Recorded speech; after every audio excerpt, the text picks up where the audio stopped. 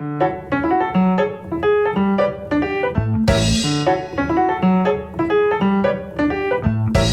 in your thoughts? Oh, what's in your mind? What fills your head and what leaves it behind? It's too much today. It's too much today. All right. Hey there, listeners. Welcome back to Filling in the Gaps Rerolled. We hope you had some great games or experiences since the last time you listened. And if you're new, welcome to the table. We are Filling in the Gaps Rerolled. We are three DMs who come together to help create a session for you to play. We are not an actual play podcast, but we do hope this podcast helped you actually play. With that, let's introduce ourselves, shall we, gentlemen? I'm Sam, one of your hosts. I'm Malcolm, another one of your hosts. I am David, the other one. So to kick this off, I've got a question for you guys. Where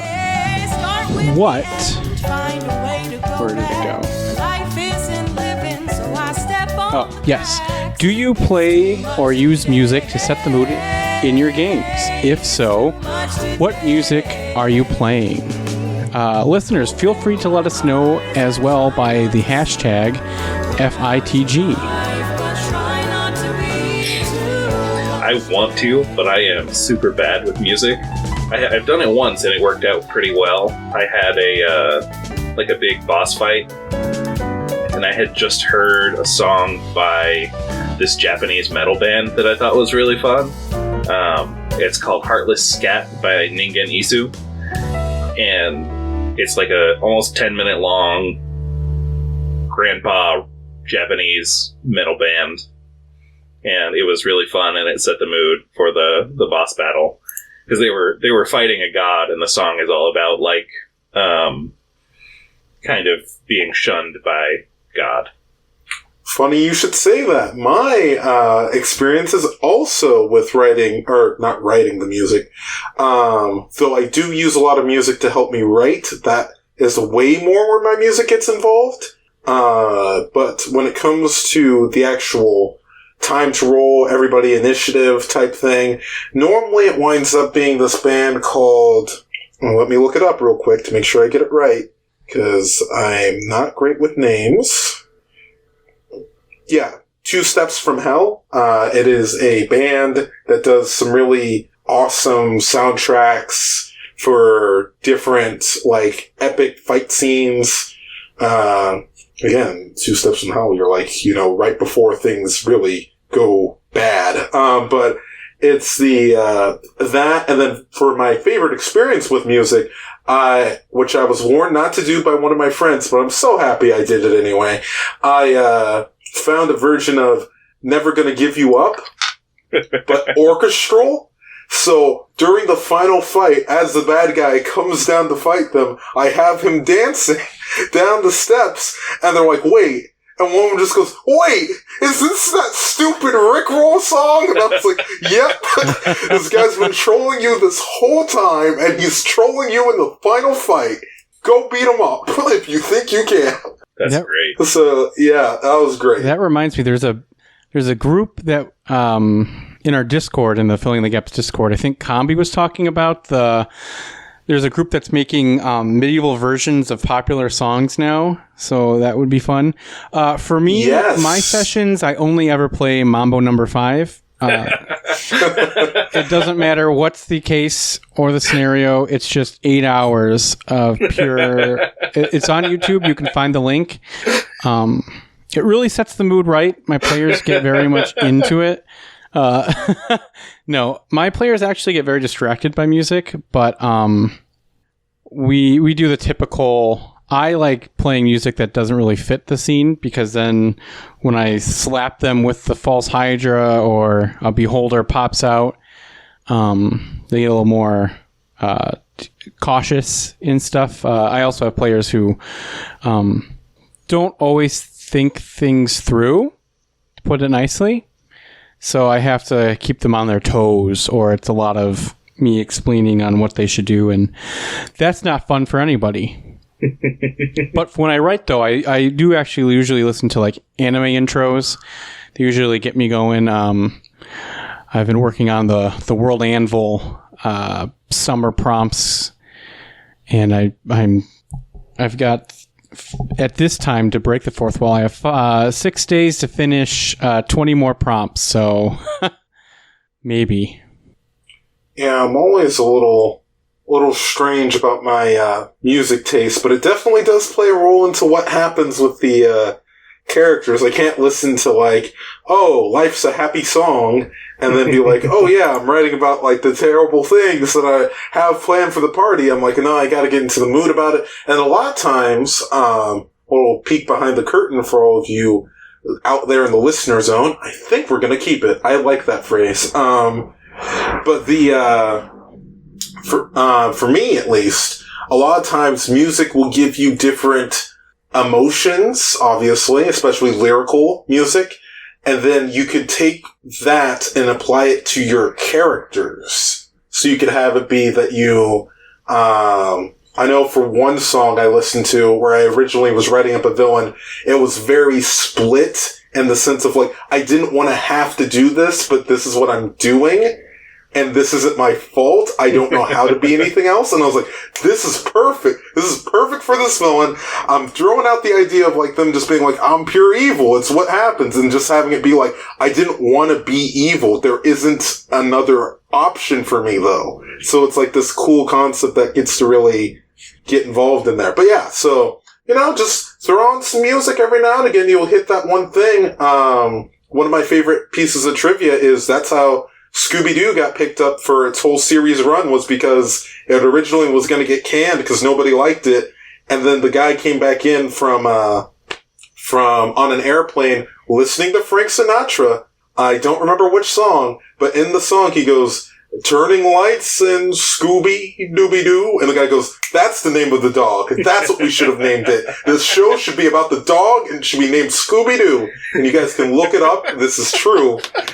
Now you have Scooby-Doo knowledge randomly in your Fill in the Gaps podcast, but we try to provide you with other news as well. But yeah. So music inspires, man. You gotta let it happen though. Oh yeah, totally. Mini tangent aside, do you guys have any big things about like music and how it influences you, or have you had characters be influenced by music? Yeah, I've talked about it before, but my latest character, Leaves from a Vine, was definitely inspired by the song. I think I saw on Twitter earlier today, someone is playing a character, Sir Justin of the Timberlakes. And the picture that I saw was of him in like the jean outfit with like the ramen noodle hair, and very stylized to Dungeons and Dragons, of course. But I was just like, this is clever. Great. And whoever's playing that character, like, good for you. You are funny.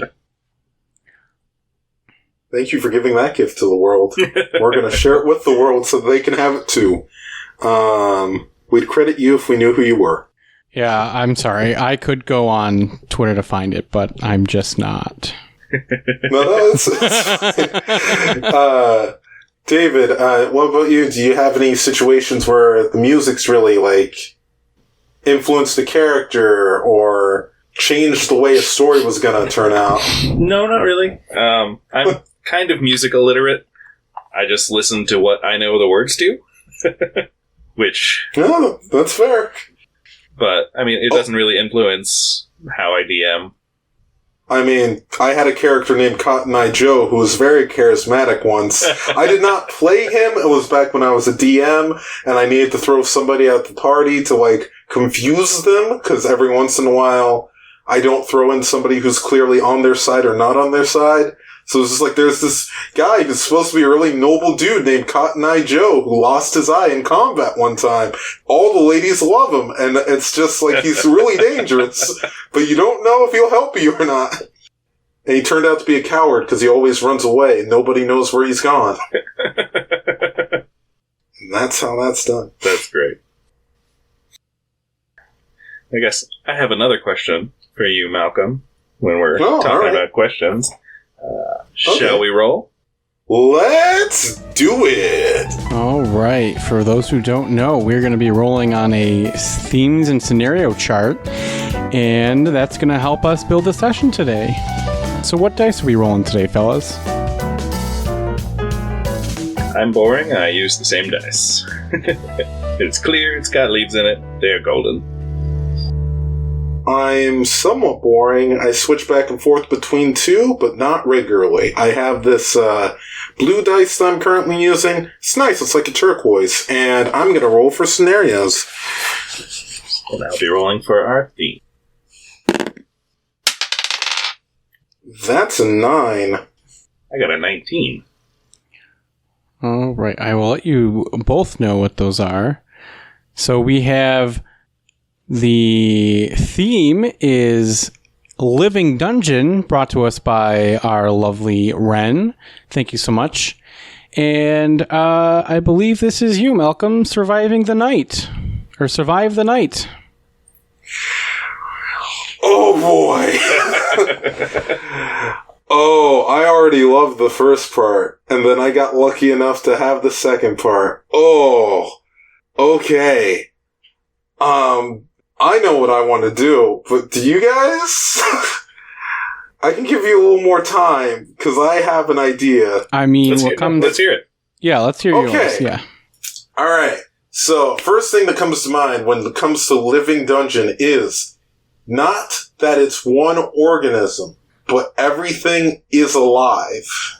So it is like, you could do it with a curse, you could do it where it's like infected, but every part of the dungeon needs to be living. It needs to be an organism unto itself. So you can have that be a really cool thing. Surviving the night is obviously you're trapped inside. Like there's a cave in, there's something preventing you from leaving, where you just have to do it, or if you want to do like a kid version, you just be like, oh, you two chickens, stay in there and prove to us that you can survive the night inside this crazy dungeon. But no, for the most part, what I would go with is you're trapped inside, you have to survive this place that is actively trying to kill you. And again, it would be fun because it would be harmless things are now incredibly harmful. Stairs will try to move. Doors will slam on you when you're halfway through, or bump you into other places, separating the party. There is a lot here where you can just go buck wild with the concepts of everything is after you and wants to attack you because you should not be in this location.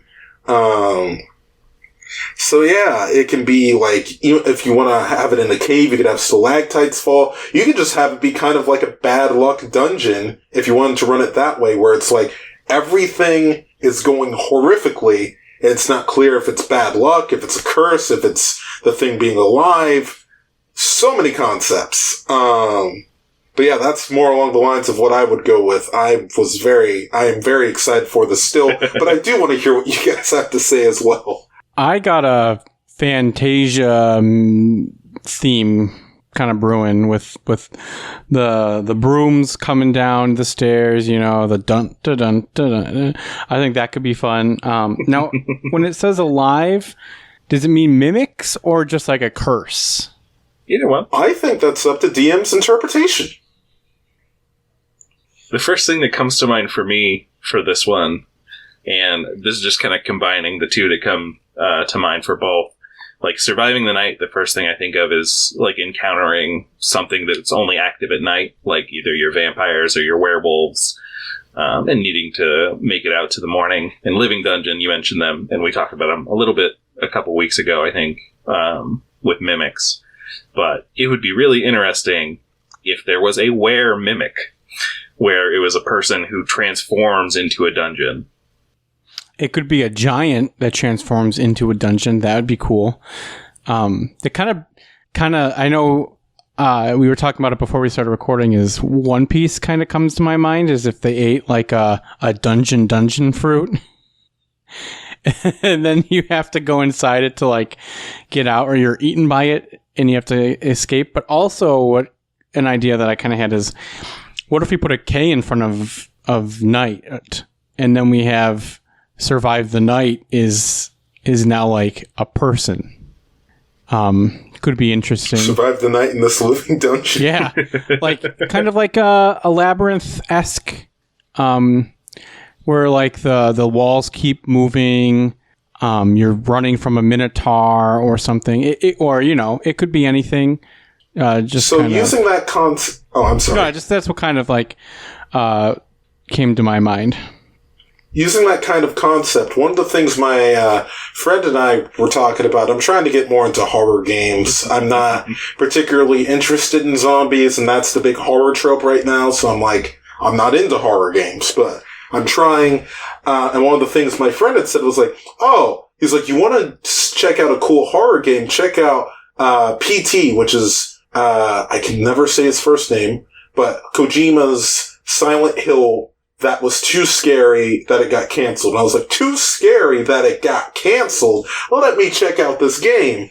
And it's like you're walking through a house, and then you just hear thumping on one of the doors. And I was like, well, I don't like that. And then you turn around, and you go out, and you go back in, and you're in a hall of doors, and you turn around, and you turn back, and all the doors are open. I was like, I don't like that at all. Oh my God, that's horrifying. But that was the, and I was watching a video of somebody else play, but I was like, I need to watch this in the morning when I'm awake and there's sunlight. But it was the thing where I was like, something like that, where it's like, the dungeon is purposely trying to, like, trick you to get you to stay there.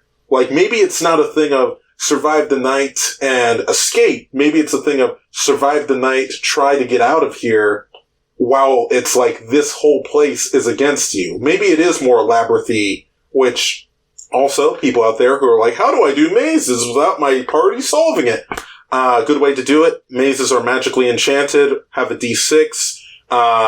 Roll a d6. Each person rolls a d6. If they match, they end up together. So if two people roll 2s, then they end up together, but anyone else goes in a different direction, and you have different things planned on each number for different levels. So you can have a Minotaur attacks at 3, but people got 2 and 4. 2 leads to a point where there's like a koi pond. 4 leads to an area where it's like were-jackal. Like, you can do whatever, but it's the idea that, okay, this is easier, and it also prevents people from metagaming and go, I know where the exit is. I see it right on your map there. I could just do it. And it's like, no, it's not a thing of solving the maze. It's the thing of, can your characters solve this maze? Because you have overview effect, which the characters would not have. But yeah, that's a great way to do labyrinths and mazes. But yeah, I love the idea of this being a labyrinth or a maze, of it being like, we're stuck here because either the door caved in or it's locked or like whatever happened that we got lost and we're in here now, with this dungeon being the thing alive, whether it be by the body, which I think you could do some cool stuff if you made it a giant transforming. I mean, you could pull some things like, antibodies and stuff attacking them, which I think would be interesting. Or like, different stuff. If you want to get biological about it, that'd be neat. If you want to get, not spiritual, but like haunted about it, you could do that. You have ghosts and things of that nature, and it be alive that way. But yeah, there's so much you could do. Oh, Evil Dead. Evil Dead. It's the simplest solution to all of this. So those who have not seen Evil Dead, relax, I'm not going to spoil it for you. But Evil Dead, the whole thing is, it's not clear how many entities there are, but there are enough to drive this cabin insane and do all this crazy stuff all the time. It could just be one thing. It could be multiple things. You don't know. But it's just things are moving. Things are switching. People are possessed. People aren't possessed. People are fighting on this. People are over here doing that. It's like so many things are constantly happening. And I feel like this would be a great time to incorporate that kind of idea into a living dungeon. Have it be that it's just insane. And then also that fits the survive the night thing, because for those who haven't seen Evil Dead, I will now spoil it. It is about surviving the night. So, yeah. Okay. Oh, sorry. I got really excited about Living Dungeon there. I don't know what that was. It was just like instantly like, I love this concept and I'm here for it. And that's not even the one I came up with, so I'm very happy. Yeah, I think you had a good point of, I think a Living Dungeon would just, it has to be keep constantly moving and shifting for your players to get confused and lost. Sorry, I got distracted from Cat. But I think the biggest goal is figuring out. For me, this seems like a middle to end game scenario, where kind of like Hidarish or World Consumer-ish of the night, what have you, is the overall arcing bad that you are going to try to avoid.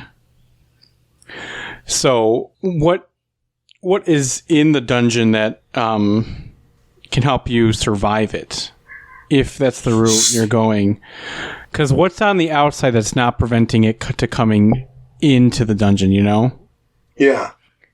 So, funny you mentioned that.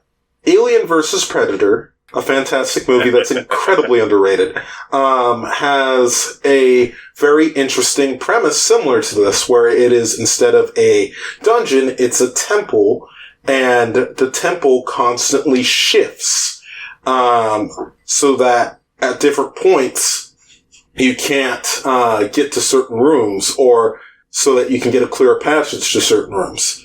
The goal of it ultimately is to survive the rooms, get through, and get to the point where you get the weapons that are only for the true warriors, and that's the whole point of the dungeon in their sense, is to get the weapons that they'll be able to use to stop whatever evil is being inside of the thing. Because it's like, if you're capable of surviving this, then you are like the true heroes who are meant to do this thing.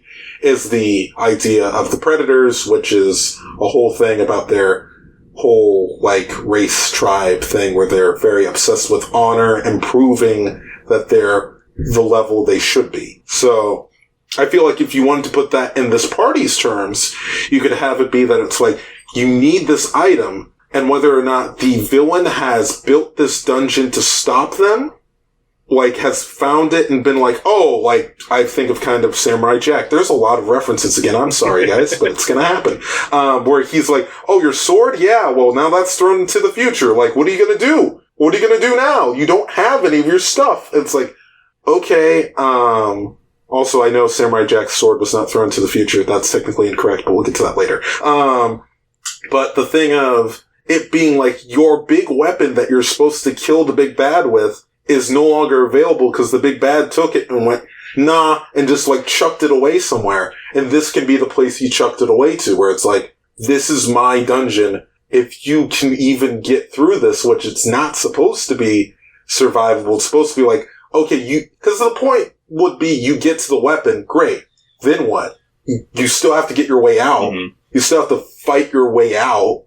And then even then, you'd still have to figure out if you can even get out to the villain. So this would be a hard thing. Yeah. This would not be for the faint of heart PCs, and this might be a multiple session dungeon, which would be fantastic. Yeah, but it reminds me of the Mad Mage one that D&D has out. I think is like a prequel or a sequel to Dragon Heist.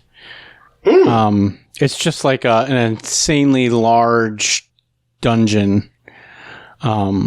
Which could be very cool. You could have your whole campaign inside of this living dungeon, honestly. Kind of like Plato's Cave. Is there anything outside of it, you know? That'd be... Actually, that kind of really piques my interest of having a whole session or a whole campaign inside a dungeon. Kind of... Did you guys watch Solar Opposites? I did not. All right, it's like... I know what it is. Yeah, it's made by one of the creators, or both of them, of Rick and Morty. And, like, in it, there's a thing called The Wall, where these aliens shrink down random people, and they throw them into, like, a wall, like a guinea pig or a naked mole rat colony you see at a zoo type thing, to watch them, like, scurry around. And it could be very interesting to just throw your players into this mad dungeon, living dungeon, and like the night is what they're in now, is because there's no daylight. There's nothing. Oh. So now it's surviving the night is the theme, and they're trying to escape. You know, I like that. And then also that gives birth to so many different concepts of things like you said earlier with vampires and different stuff. You can have them be here because it is eternally night. Like you don't have the limits of like, oh, they're never in danger. You're in danger. Speaking Which, if my friend Jeff is listening, yes, that is a reference to you, Jeff. That was his Barbarian's war cries. Just, you're in danger! And I was like, it's great. But, yeah, I like that concept of getting the, inside to be eternally night and have it be threatening in that sense. Yeah, I think that could be very cool. And then you can build a whole society based around it. You can have like maybe like pop-up towns or trading posts where people like get stuff from dead adventures that have been thrown in here, or you know, like they're selling like maybe you are inside of a Mad Mage's dungeon and he just chucks down 1 barrel of food a day, and you're trying to trade like, oh, I've got this wheel of cheese and I will trade this for your steel helmet, or you know, type thing. I don't know if I would want to make it a society down there, if only for the sense that would add some sense of normalcy. I want them to be disillusioned, but I understand if you were to make this a campaign, that may be more viable to have that be an option. But the normalcy is what's going to keep your players going, I would think.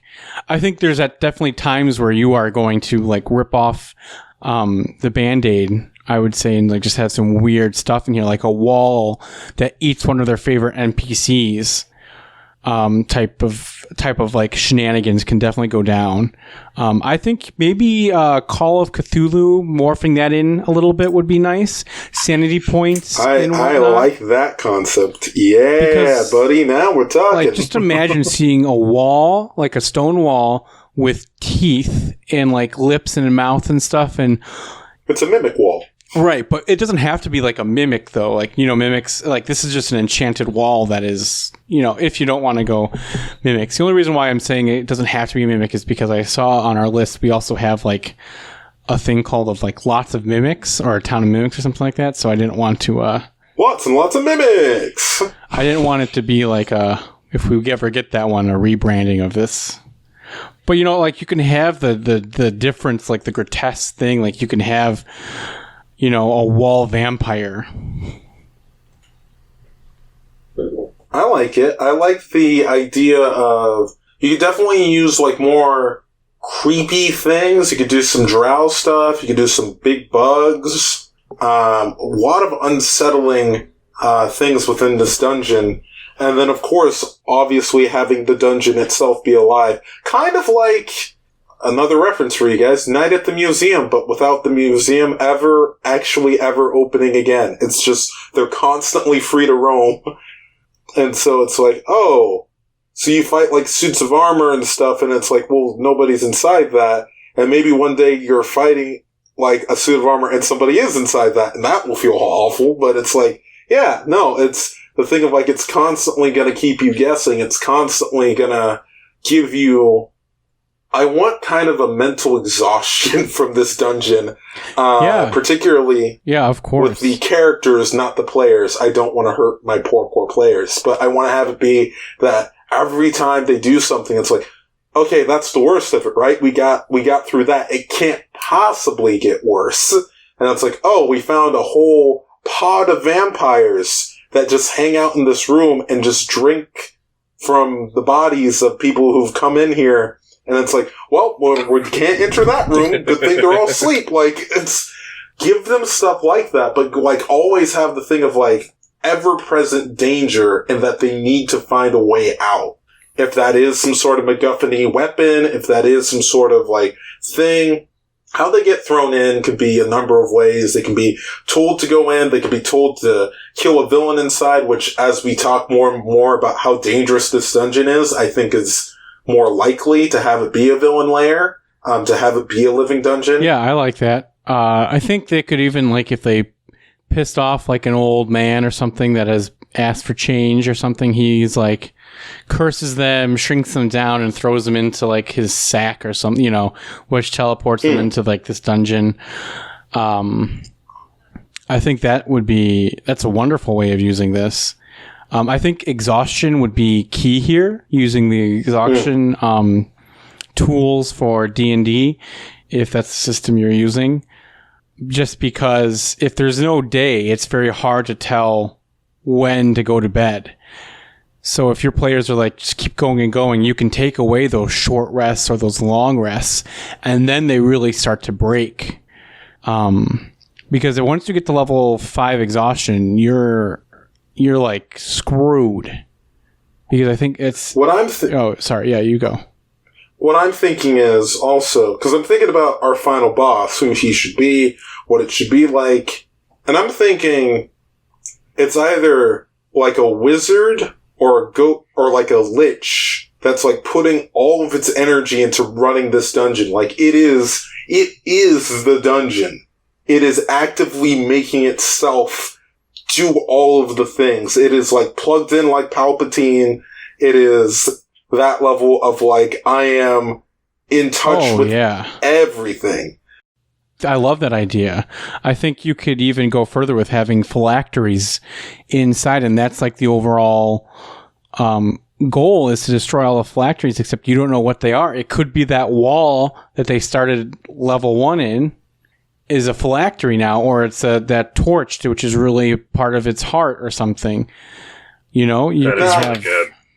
I'm not a wise man, so you're gonna have to... I mean, I am a wise man. I'm decently wise, but okay. What is a phylactery? I've all this time I've heard it. It's essentially a Horcrux. Yeah, that's what I was gathering. I figured it was a D&D Horcrux. Horcruxes, for those who don't know, who didn't read Harry Potter, understandable. It's okay. It's where you put your soul into an object magically. So a phylactery in this case would be just the parts of the dungeon this person has literally put their soul into. Right, yeah. It's kind of like a grounding point for the lich so its soul doesn't go mad, basically. So it can have multiple. It spreads out its power a little bit, but I think if someone's this strong to make a living dungeon, they have it, throughout. And this would also cause a little paranoia to set in, so you can start listening to your players if they get like conspiracy theories brewing and stuff like that. Go with them. Find what's that they're really like, oh my god, we got to find this one and I can't find it. You can even hint that maybe one of them are a phylactery if you're going to be evil, and then it's like, oh my god. So I really like the image of having this lich be kind of our big bad for this episode. And I just picture kind of the party finally making it to his lair, getting ready for the big showdown. And the lich has like this tattoo on their stomach that they can activate, and it eats the party. And so the party wakes up on the other side of this wall where they're in this living dungeon, and they come to find out that they're actually inside the lich, like you said. Ooh. Oh, yeah. Everyone who's locked away inside just calls it the night. They don't call it whatever is the person's or the lich's name. And so finding those phylacteries inside of the lich, because they have the ability to shrink these things down, would be the goal of this. And because it's like a smart enemy, they would have people who work for them, or servants, maybe undead or something, inside. That work as their antibodies. I like that. Because then it's like, you can have it be... It's not very Magic School Bussy, which is what I was trying to avoid with the inside the body thing, because I was like, that gets a little weird sometimes. But to have it be like, no, it's like the magical equivalent is this dungeon, which is constantly shifting and changing and being very weird. Because it's a lich, and it's like a magical dungeon that's inside of them. And you don't have to worry. That's going to be weird. You don't have to worry about going through all the like, oh, this is the blood flowing, and these are the organs beating because he's undead. Yeah. And if he's made this dungeon, he can do all kinds of weird stuff with it. Yeah, I think that's so cool. Especially since like the whole concept of getting out of the night. Like if this later on in your campaign, you can have like that NPC at the tavern be like, "Oh, have you heard that the town over has fallen to the night? It's awful." And then like that's like your hook to get them in to go find the knight, and then all of a sudden they realize it's not a thing. Oh, I mean, it's a thing, but it's not like a plague or anything. It's just one lich who is eating people. It's fun. It's funny that you say it's not a plague, because that's actually exactly what I was thinking of it as. Like, at least in the description, the buildup of it, to have it be like, oh, yeah, such and such got taken by the night, where it's like, it keeps happening. Right. Wherever these people go. And then as it builds up, as you get to your higher levels, because this will be hard, there is not really a way to make this easy. Just have it be that it's like you get in there and it's like, oh, this is insane. You can't tell which way is what way. You can't tell what is how. You just know, like, the phylacteries are somewhere inside. Like, the Lich can boast of this. You could have that knowledge beforehand. Someone in the town can know. Or you could be mean and just have to have them figure it out and be like, you were going up against the Lich. What did you expect? He wasn't going to have a phylactery? It would be nice if they have some background information. You could have them, for some reason, getting negative energy is what Liches kind of run on. So if you have them get some kind of amulet that protects against that, when they're pulled into the night, they notice everyone else who is living is like slowly having their life force drained and they're dying because of all of this negative energy. But they're able to kind of stave it off, and that's why they're able to live a little bit longer and go and get. Yeah, and keep their strength, too. Yeah. You're talking about a place in between the undead and the living, where it's just like, like, just that middle space, kind of. In a game that I've been playing with some of my friends, by the time this airs, we'll probably be past this point, hopefully. We were going up against some sort of mind-controlling creature, and it had these people in, like, trances or charmed, almost, in a way where it was like, they were fine, but they were just so destroyed because they couldn't do anything, and they very quickly realized that. So it could be kind of like a sickness, hopelessness, if you want to do it that way. Or again, it could be just the effects of the exhaustion kicking in. You could flavor that however you want it to look.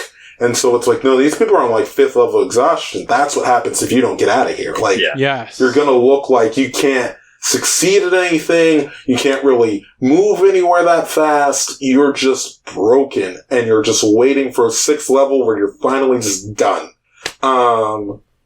So you could have it be that way, where you could really highlight that and show like, oh, these people are like there and they see you, but they're just so drained, sunken and weak. Mm-hmm. Yeah.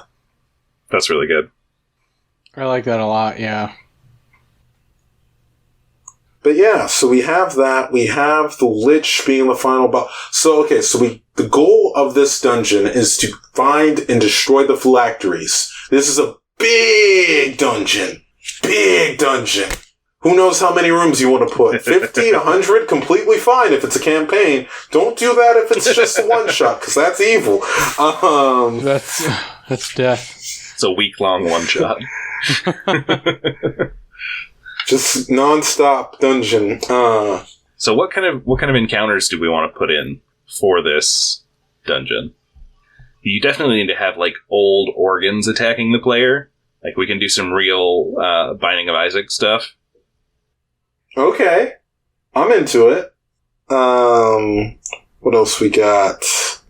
Or describe that a little more, David. I'm not going to go super into Binding of Isaac, because I've only played a little bit. But essentially, it's like all these discarded body parts that have gained life that are kind of attacking the player.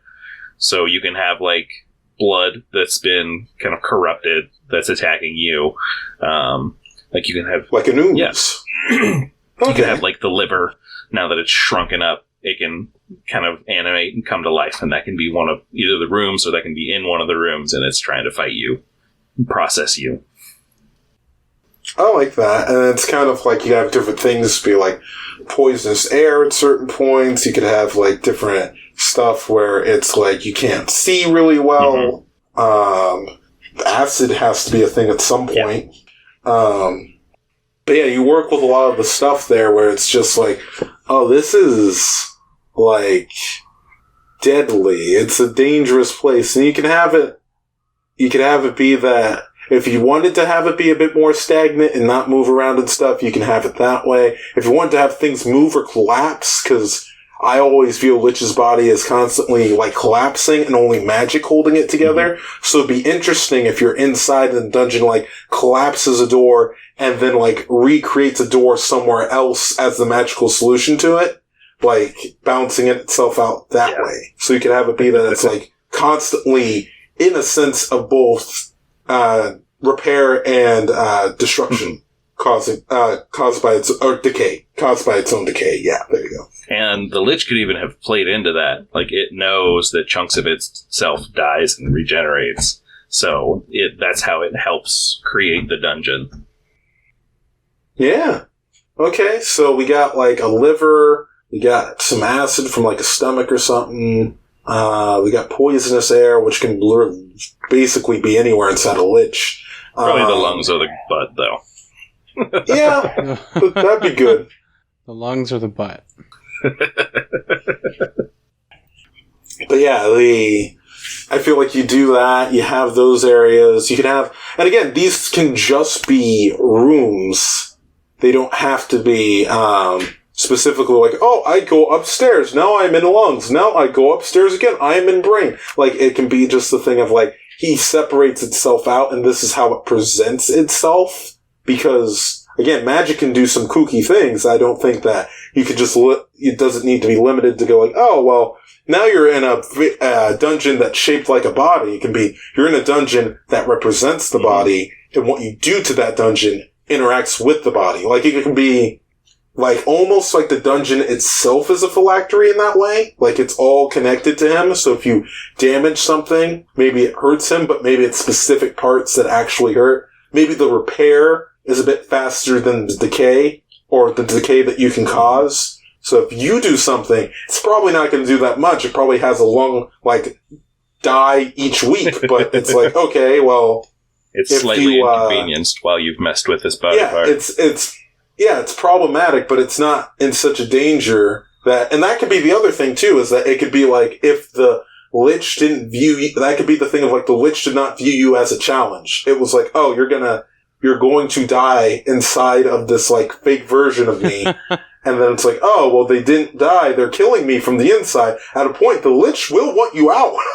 So it will try to give you an escape, and then you can decide then if you want to kill it on the inside or go to the outside and fight it there. And that can even be its own thing. I mean, you could also have the party go against this Lich at a very low level. And then they get sucked in, and they spend the majority of the campaign inside, growing levels, slowly losing their power, until they get to like a certain level, and then it's like, you guys got to make a move or you'll not be able to, if you want to go that way too. And you could even have, like, maybe not something biological, maybe something spiritual inside of the Lich that represents kind of the humanity or whatever it used to be before it became this abomination. And so that could be where the party goes to rest, so that they're not being completely drained every day.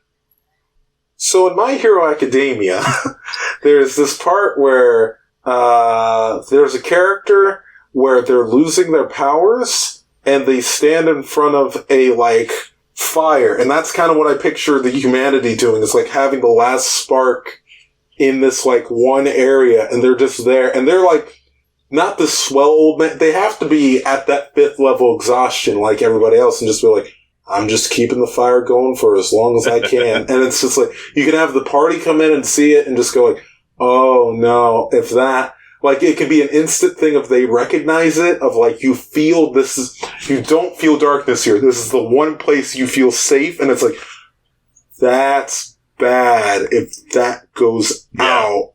And we can't help that guy, because it's not a thing of like, oh, I'm going to create bonfire on it. It's like, it's not what the fire is. It's not that kind of That's fire, really buddy. good. I think this person could be the last, as you said, David, the last essence of who this lich was before they gave in to being a lich. Like the last spark of good. Because with being a lich, I don't think they have to always be evil, but for the most part, it just means that they've stripped themselves of humanity in order to go purely God mode, basically. Mm-hmm. And purely magic focused instead of life focused. So you can have that, and then you can have him kind of guide him around, get your party into them, everything, and then all of a sudden it's like they start fading away, and it's like, oh, you guys have one more battle to do, and then they have to fight him, the last speck of good, before he fades away in order to get strong enough to bust out. Ooh. See, and here I was just going to use him for background information to tell him how to defeat the actual lich. Well, see, yeah, you totally can. I like yours. You can totally No, do I like that. yours way better. Yeah, you get that. Maybe instead of a person, maybe it's the actual fire that they're contending with. It's like a little fire elemental that's actually putting this off. And they get smaller and smaller, and then at a certain point they just change color of flame. So it goes from like the bright, nice feeling red to a kind of like draining, cold purple. I like that a lot. That's the symbol that they've gone too far, or that they're past being able to help. Now, sorry, I didn't mean to cut you off, Malcolm. Should we? No, go ahead. Should we give our players an option to keep the light burning, effectively changing the lich back to normal? That could be a cool option. Like, rather than destroying the phylactery, you basically bring it back to this person and cleanse it. That could be interesting if you're a DM who doesn't like to sticking with things that are good and evil. Personally, I always like viewing alignments as, like the pirate's code. It's more of a guideline rather than a set of rules, parlay. Okay, again, Mortal Kombat 11. Because there's this really cool part where they bring a character back to life in that, and within that, there's this sense of like, oh, we gotta get her soul back so she won't be evil. So they get her soul back, and it's like, wait, she's still evil, and she goes, yeah, I wasn't a good person before this. Like, you may have heard stories of the good work I did. That doesn't make me a good person. So I feel like that would also be an interesting thing where it's like, they're not a villain to your party, but they might still be an issue if you brought them back. Like, you bring them back and it's like, cool. And it's like, yeah, the type of person who would sell their soul for like unlimited power, though, not always a good person. Is that really the type of person you'd want to bring back with said unlimited power? Like, sure, they have their humanity, so they'll be more careful with it now, but it's still like the thing of like, you didn't win. Yeah.